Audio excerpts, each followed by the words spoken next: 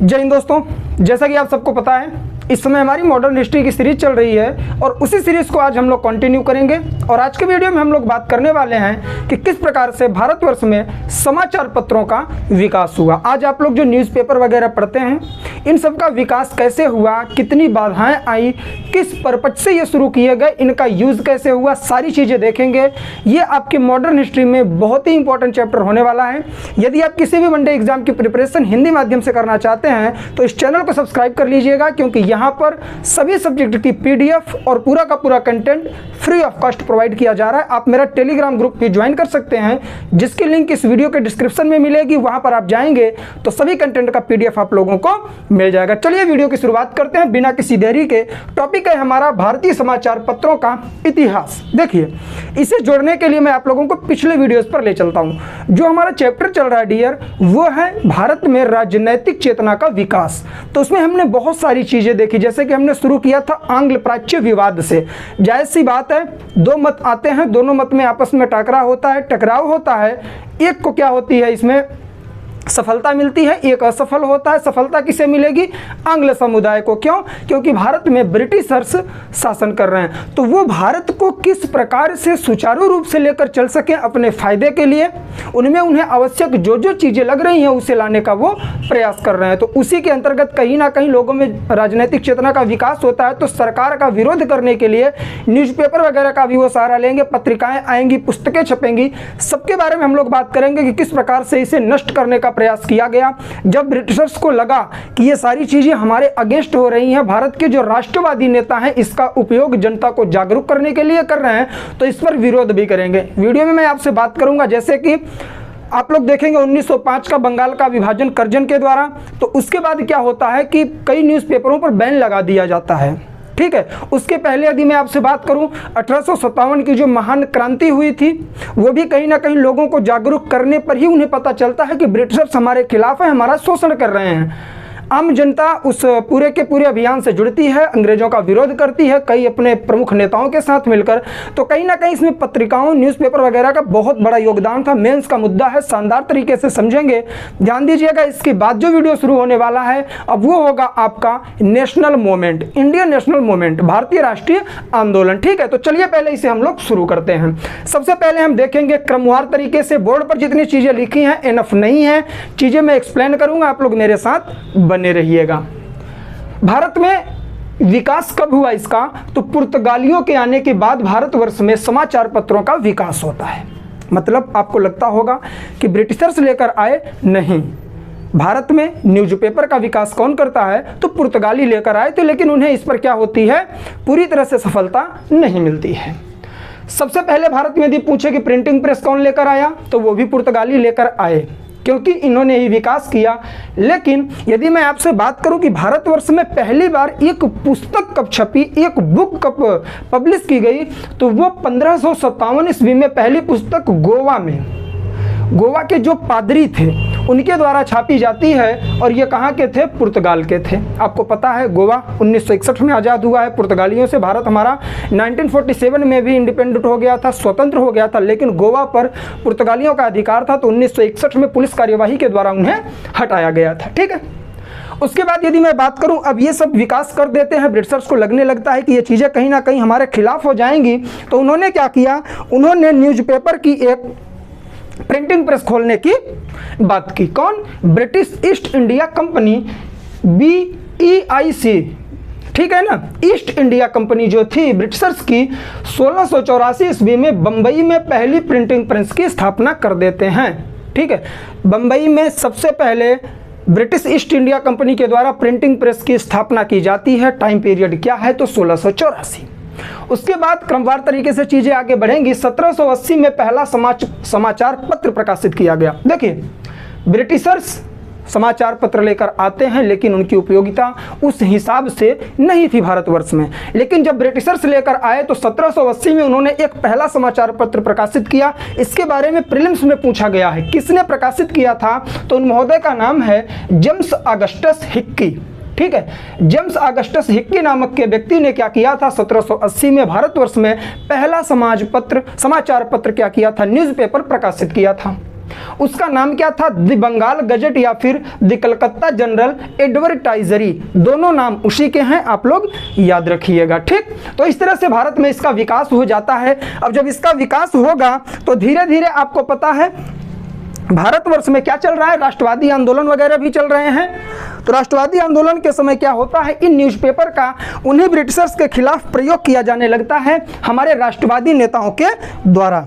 ठीक है, तो हमारे राष्ट्रवादी नेता इस पूरे के पूरे समाचार पत्र का, न्यूज़पेपर का प्रयोग उन्हीं के खिलाफ करने लग जाते हैं, उन्हें भारतवर्ष से भगाने के लिए। तो उन पर सेंसर लगाया जाता है, क्योंकि ब्रिटिशर्स का शासन चल रहा है। वो सेंसर लगा देंगे कि हम आपको प्रकाशित करने की अनुमति तभी देंगे जब आप हमारे मुताबिक न्यूज़पेपर वगैरह छापिए। तो इसी के माध्यम से, इसी चीज़ों के लिए कई सारे एक्ट आए हैं, मोस्ट इंपॉर्टेंट हैं, ध्यानपूर्वक देखिएगा, प्रीलिम्स में क्वेश्चन बनेगा। सबसे पहले आता है न्यूज़पेपर सेंसरशिप एक्ट 1799 का न्यूज़पेपर सेंसरशिप एक्ट पूछा गया है, याद रखिएगा। उस समय क्या होता है कि जो वेलेजली था, यहाँ का गवर्नर जनरल था, इसने सभी न्यूज़पेपर पर सेंसर लगा दिया। सेंसर का मतलब है कि जब हम आपको अनुमति देंगे तभी आप न्यूज़पेपर प्रकाशित कर सकते हैं, पब्लिश कर सकते हैं। इसने कहा कि जब आप न्यूज़पेपर का प्रकाशन कर रहे हैं तो जो भारत का सचिव बैठा हुआ है ब्रिटेन में, वो आपका पूर्व प्रक्षेपण करेगा, निरीक्षण करेगा कि आपका न्यूज़पेपर हमारे लिए सही है कि नहीं है, सरकार के खिलाफ तो कोई चीज़ें नहीं इसमें दी जा रही हैं। ठीक है, तो इस तरह से चीज़ें अब यहाँ पर घटने लगती हैं। लेकिन क्या होता है कि जो न्यूज़पेपर वगैरह थे धीरे धीरे डाउन होने लगे, जो देसी समाचार पत्र थे। तो फिर एक और व्यक्ति आते हैं, उन महोदय का नाम क्या था? हेस्टिंग्स। हेस्टिंग्स ने इस नियम में थोड़ी ढील दे दी। 1818 में उसने क्या किया? पूर्व प्रक्षेपण की विधि को समाप्त कर दिया। मतलब कि इन्होंने न्यूज़पेपर सेंसरशिप एक्ट में वेलेजली ने जो कहा कि आप न्यूज़पेपर छापेंगे तभी जब भारत के सचिव को आप इसकी एक प्रति दीजिए, उसे सही लगेगा, तभी वह सेंसर आपको पास करेगा। जैसे इसे मूवी वगैरह होती है ना, सेंसर में पास होती हैं, तो उसी तरह से न्यूज़पेपर भी था उस टाइम पर। लेकिन होता क्या है, वेलेजली यह नियम लाता है, लेकिन आगे चलकर ये महोदय आते हैं जिनका नाम क्या था? हेस्टिंग्स। ये क्या करते हैं कि प्रक्षेपण की विधि को 1818 ईस्वी में पूरी तरह से समाप्त कर देते हैं। तो ये एक्ट आप लोग याद रखिएगा। उसके बाद आ जाता है लाइसेंसिंग रेगुलेशन एक्ट। इसका मतलब यह है कि लाइसेंस पर अब क्या किया जाएगा? नियंत्रण किया जाएगा। 1823 का है। अब ये धीरे धीरे कहीं ना कहीं माहौल बन रहा है। 1857 की क्रांति का लोग धीरे धीरे जागरूक हो रहे हैं। पूरे भारतवर्ष में, खास करके उत्तर भारत की यदि मैं बात करूं तो वहां पर ब्रिटिशर्स के खिलाफ चीज़ें आने लग गई थी उभर के। बहुत सारे बुद्धिजीवी लोग थे, राजनीतिक चेतना का विकास हो रहा है, तो जायज़ सी बातें ये चीज़ें होने वाली हैं। तो लाइसेंसिंग रेगुलेशन एक्ट 1823 क्या कहता है? इसने प्रेस पर पूरी तरह से नियंत्रण स्थापित कर दिया। किसके द्वारा? John Adams. जॉन एडम्स नाम का व्यक्ति था जिसने प्रेस पर, भारतीय प्रेस पर पूरी तरह से नियंत्रण स्थापित कर लिया। जो मैं बोलूँगा वही छापोगे, जो मैं कहूँगा वही करोगे। गर्मी बहुत ज़्यादा, इसलिए मैं बार बार थोड़ा कैमरे से बाहर हो रहा हूँ, ठीक है ना। चलिए आगे बढ़ते हैं हम लोग। लाइसेंसिंग रेगुलेशन एक्ट 1823, इसके माध्यम से क्या होता है? प्रेस पर पूरी तरह से नियंत्रण स्थापित करता है कौन? John Adams. इसने कहा कि यदि आप एक प्रिंटिंग प्रेस लगाना चाहते हैं तो आपको लाइसेंस लेना पड़ेगा। हमसे प्रमाणित एक पत्र आपको चाहिए जिसे हम लाइसेंस बोलेंगे। यदि आपके पास वो है तभी आप प्रकाशक बन सकते हैं, प्रकाशन कर सकते हैं, पब्लिश कर सकते हैं न्यूज़पेपर को। बोला गया ठीक है, मतलब प्रिंटिंग प्रेस की स्थापना के लिए लाइसेंस दिया जाएगा। और यदि आप बिना लाइसेंस लिए न्यूज़पेपर का पब्लिकेशन करते हैं, प्रकाशन करते हैं, तो आपको आर्थिक जुर्माना भी लगाया जा सकता है और कारावास का भी दंड दिया जा सकता है। और आपको जो लाइसेंस दिया गया है उससे रद्द भी किया जा सकता है। ऐसा नहीं कि आपको लाइसेंस दे दिया आप कुछ भी छापो। गवर्नमेंट के खिलाफ, अर्थात उस समय की ब्रिटिश गवर्नमेंट के खिलाफ आप कुछ भी नहीं छाप सकते। यदि ऐसा उनके समझ में आता है तो आपके लाइसेंस को भी रद्द कर दिया जाएगा। पूरी तरह से आपके सेंसरशिप के माध्यम से आपको डाउन कर दिया जाएगा। पूरी तरह से आप पर पाबंदी लगा दी जाएगी। यह अधिकार किसे दिया गया? गवर्नर जनरल को। क्या? लाइसेंस और सेंसरशिप को रद्द करने का अधिकार। उसी समय आपको याद होगा राजा राम मोहन राय बहुत ज़्यादा चर्चा में बने हुए थे। उनकी एक पत्रिका थी मीरात उल अखबार। मीरात उल अखबार हमेशा ब्रिटिशर्स के खिलाफ न्यूज़ छापता था। क्यों? क्योंकि हमारे यहाँ के लोगों को जागरूक करना था। राजा राम मोहन राय जी ने यही किया था, तो इनकी पत्रिका पर बैन लगा दिया गया। पत्रिका का नाम था मीरात उल अखबार। याद रखिएगा, पूछा गया है कि मीरात उल अखबार पत्रिका किसके द्वारा लिखी गई है? तो वो है हमारे राजा राम मोहन राय। ठीक, आगे बढ़ते हैं। 1823 का लाइसेंसिंग रेगुलेशन एक्ट। ऐसे याद रखिए कि 1823 में न्यूज़पेपर छापने के लिए आपको लाइसेंस लेना है, ऐसा नियम लाया गया था। ठीक है, बस। उसके बाद आता है 1835 का प्रेस अधिनियम या फिर इसे मेटकॉफ अधिनियम कहा जाता है। कहीं ना कहीं भारतीय समाचार पत्रों के लिए यह सहिष्णु व्यक्ति था, सहिष्णुतावादी था। उनके प्रति यह क्या करता है, अच्छी रवैया अपनाता है। गवर्नर जनरल चार्ल्स मेटकॉफ इसका नाम था। यह एक उदारवादी दृष्टिकोण लेकर आता है भारतीय समाचार पत्रों के प्रति। ठीक है, इसने क्या किया, 1823 का जो लाइसेंसिंग रेगुलेशन एक्ट था इसको रद्द कर दिया। बोला कि कोई बात नहीं, आपको लाइसेंस लेने की आवश्यकता नहीं है, आप न्यूज़पेपर छापिए, लेकिन लिमिट में रह के छापिएगा, इतना भी विरोध मत कर दीजिए गवर्नमेंट का कि आप पर बैन लगाना पड़े।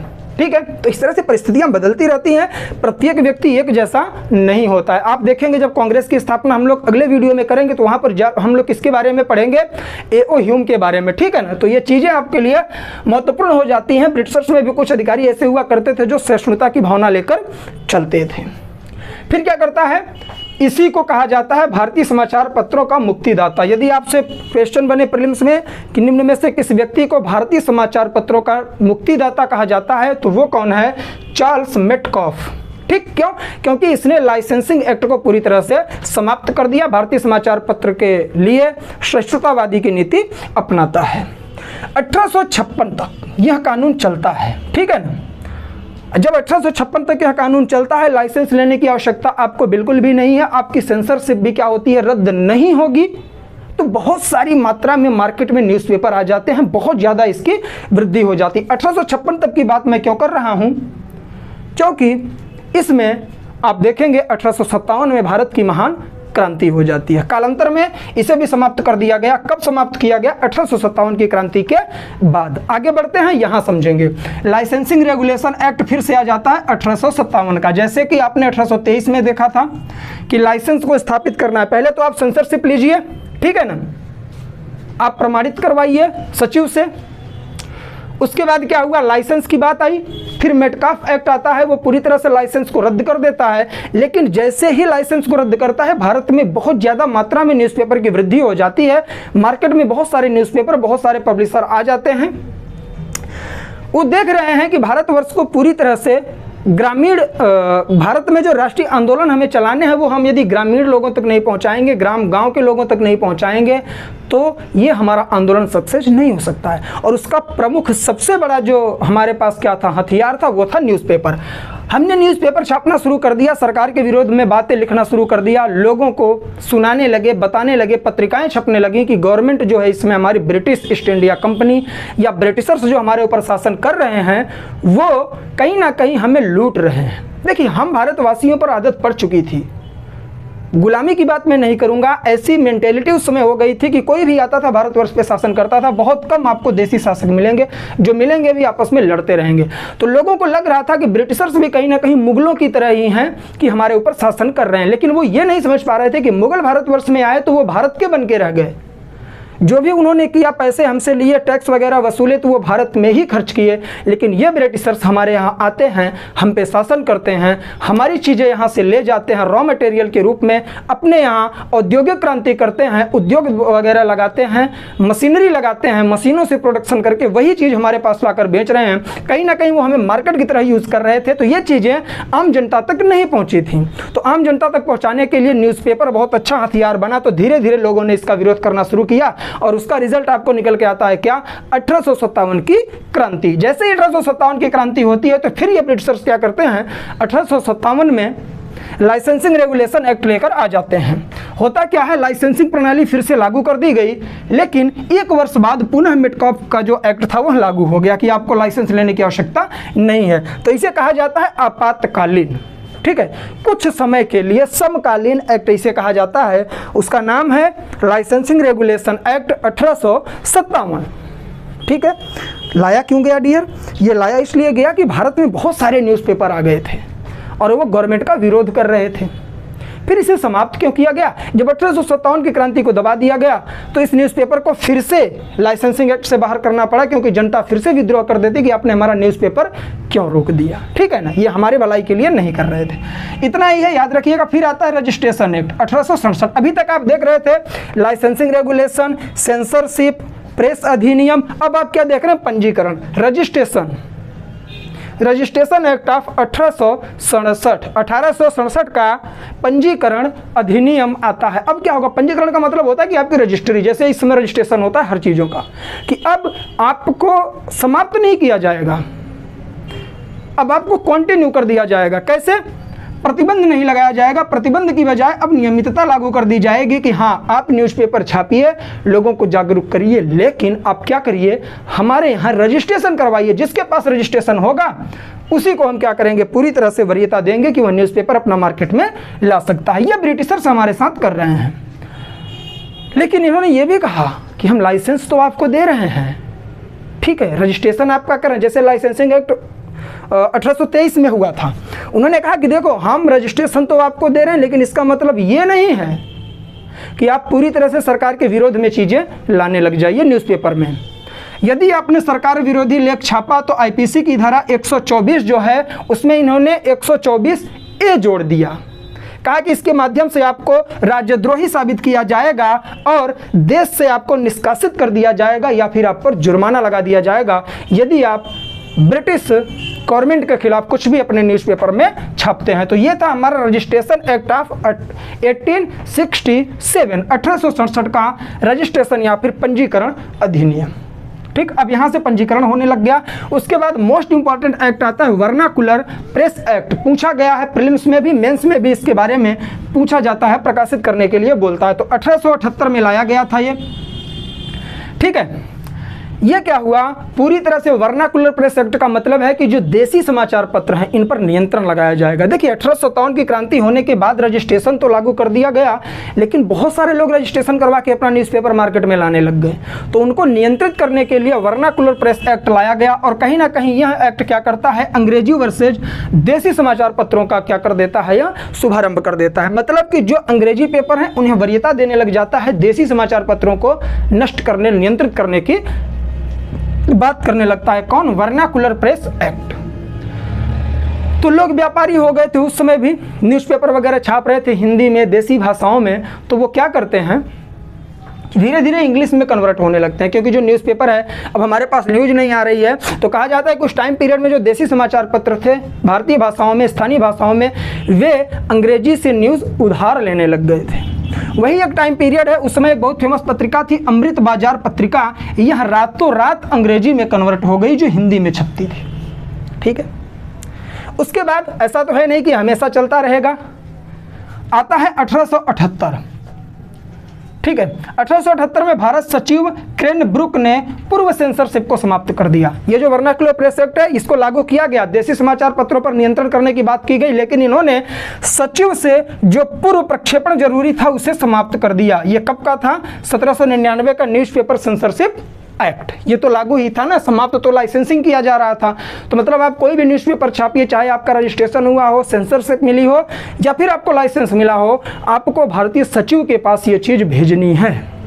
तो इन्होंने क्या किया, पूरी तरह से इसे, क्या नाम था इनका, भारत के उस समय सचिव थे क्रेनब्रुक, इन्होंने इनके पास जो पूर्व सेंसर भेजा जाता था उसे समाप्त कर दिया कि भैया अब कोई दिक्कत नहीं, आप अपना न्यूज़पेपर छापते रहो। फिर 1882 आता है, लॉर्ड रिपन नाम का एक व्यक्ति था, गवर्नर जनरल, उसने क्या किया, वर्नाकुलर प्रेस एक्ट को भी समाप्त कर दिया। भारत के प्रति सहानुभूति दिखाई कि जो देसी समाचार पत्र हैं उन्हें छपने दीजिए भैया, नहीं तो ऐसा होगा ना कि ये बवाल कर देंगे लोग। फिर से 1857 जैसी क्रांति ना हो जाए, हम पर कुठाराघात ना हो जाए, इसलिए आप न्यूज़पेपर को स्वतंत्र कर दीजिए, शासन तो हमें ही चलाना है। तो इस तरह से वर्नाकुलर प्रेस एक्ट लाया कब गया था? 1878 में। समाप्त कब हुआ? 1882 में। वर्नाकुलर प्रेस एक्ट को समाप्त करने वाला कौन था? तो वो रिपन था, लॉर्ड रिपन, याद रखिएगा, पूछा जा सकता है, ठीक। तो इस तरह से आज हमने देख लिया भारतीय समाचार पत्रों का इतिहास। कुछ और अधिनियम बचे हैं, कल के वीडियो में हम लोग कवर कर लेंगे। उसके बाद हमारा शुरू होगा most important topic, Indian national movement, भारतीय राष्ट्रीय आंदोलन। शानदार तरीके से पढ़ेंगे। उम्मीद है आपको चीज़ें समझ में आई होंगी। यदि वीडियो पसंद आया, आपने लास्ट तक देख लिया है, तो वीडियो को लाइक करिएगा, दोस्तों में शेयर करिएगा, नए हो तो चैनल को सब्सक्राइब करिएगा और टेलीग्राम ग्रुप ज्वाइन करना नहीं भूलेंगे, लिंक डिस्क्रिप्शन में है, वहाँ पर आपको सारे कंटेंट की PDF मिल जाएगी। चलिए मिलेंगे नेक्स्ट वीडियो में, तब तक के लिए जय हिंद, जय भारत, बाय बाय।